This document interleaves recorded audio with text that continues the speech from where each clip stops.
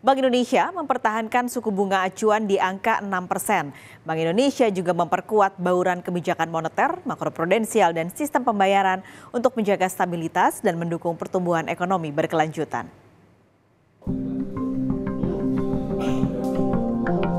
Rapat Dewan Gubernur Bank Indonesia pada 22-23 November 2023 memutuskan untuk mempertahankan BI 7-day reverse repo rate sebesar 6%, suku bunga deposit facility sebesar 5,25%, dan suku bunga lending facility sebesar 6,75%. Keputusan ini tetap konsisten dengan kebijakan stabilisasi nilai tukar rupiah dari dampak tingginya ketidakpastian global, serta sebagai langkah preemptif dan forward-looking untuk memitigasi dampaknya terhadap inflasi barang impor, sehingga inflasi tetap terkendali dalam sasaran 3 ± 1% pada 2023 dan 2,5 ± 1% pada 2024. Sementara itu, untuk mendukung pertumbuhan ekonomi yang berkelanjutan, kebijakan makroprudensial longgar terus ditempuh melalui penguatan implementasi kebijakan insentif likuiditas makroprudensial (KLM) dan penurunan rasio penyangga likuiditas makroprudensial (PLM) untuk mendorong kredit pembiayaan kepada dunia usaha. Akselerasi digitalisasi sistem pembayaran termasuk digitalisasi transaksi keuangan pemerintah pusat dan daerah juga terus didorong untuk perluasan inklusi ekonomi dan keuangan digital.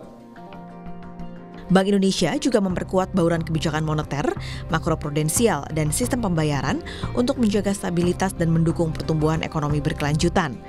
Penguatan tersebut dilakukan melalui stabilisasi nilai tukar rupiah, penguatan strategi operasi moneter yang pro-market untuk efektivitas kebijakan moneter, termasuk optimalisasi sekuritas rupiah Bank Indonesia atau SRBI dan sekuritas falas Bank Indonesia atau SVBI, serta penerbitan sukuk falas Bank Indonesia atau SUVBI.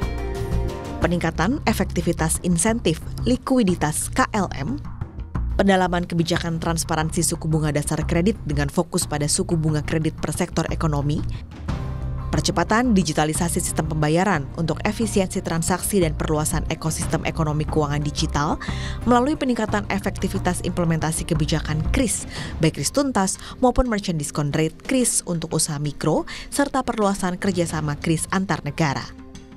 Perpanjangan masa berlaku kebijakan kartu kredit dan tarif sistem clearing nasional Bank Indonesia sampai dengan 30 Juni 2024.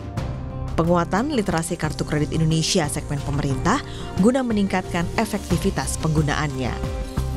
Koordinasi kebijakan Bank Indonesia dan kebijakan fiskal pemerintah terus ditingkatkan untuk menjaga stabilitas makroekonomi dan mendukung pertumbuhan ekonomi.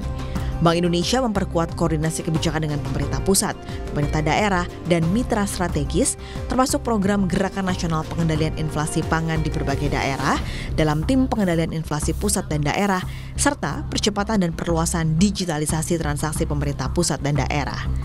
Sinergi kebijakan antara Bank Indonesia dengan Komite Stabilitas Sistem Keuangan juga diperkuat dalam rangka menjaga stabilitas sistem keuangan dan mendorong kredit pembiayaan kepada dunia usaha, khususnya pada sektor-sektor prioritas.